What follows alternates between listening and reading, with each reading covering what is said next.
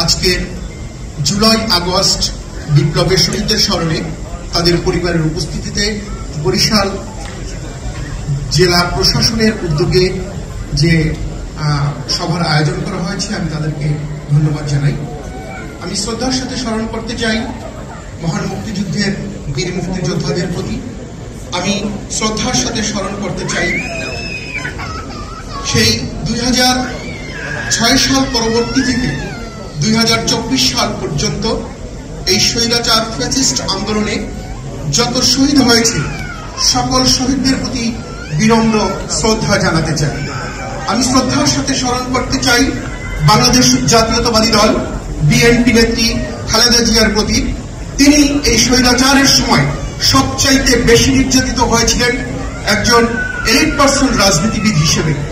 আমি শ্রদ্ধার সাথে স্মরণ করতে চাই আমার প্রিয় নেতা গণ অধিকার পরিষদের সম্মানিত সভাপতি জনাব নুরুল হক নুরু ভাইকে, যিনি এই স্বৈরাচারী আন্দোলনে একেবারেই সামনের সারি থেকে এই দেশকে আন্দোলনের নেতৃত্ব দেওয়ার চেষ্টা করেছেন এবং এই আন্দোলনকে ফলপ্রসূ করার জন্য কাজ করে গেছেন।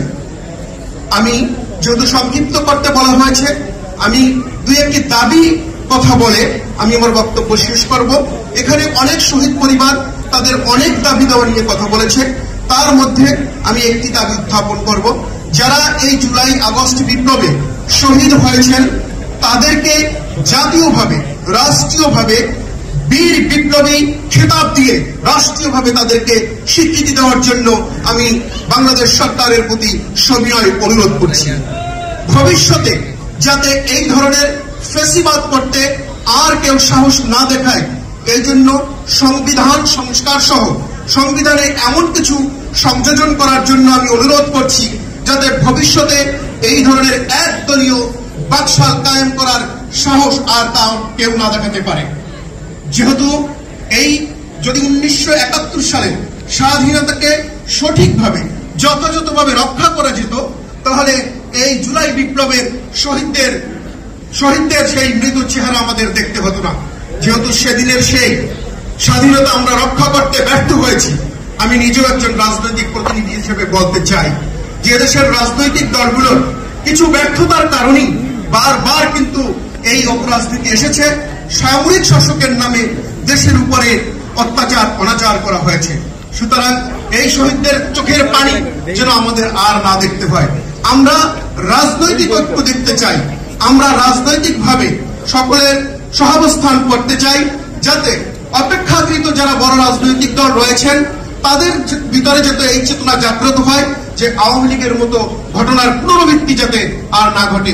আরেকটি কথা না বললেই নয়, জুলাই বিপ্লবের পূর্ব মুহূর্ত পর্যন্ত এই ফ্যাসিস্ট হাসিনা সরকার সবচাইতে বেশি ব্যবহার করেছিল পুলিশ প্রশাসনকে।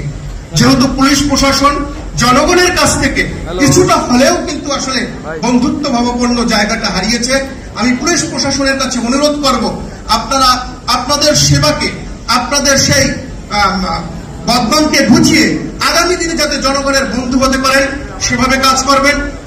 যে কোনো রাজনৈতিক শক্তির ঊর্ধ্বে থেকে সত্যিকারে একজন কৃষক যেভাবে সেবা পাবে, একজন ফার্স্ট ক্লাস অফিসারও যাতে সেভাবে সেবা পায়, সেটা নিশ্চিত করে আপনারা যাতে আপনাদের সেই হারানো গৌরব ফিরিয়ে আনতে পারেন।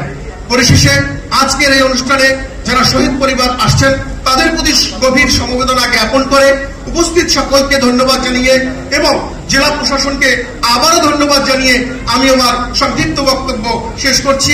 আল্লাহ হাফেজ। জনতার অধিকার আমাদের অঙ্গীকার।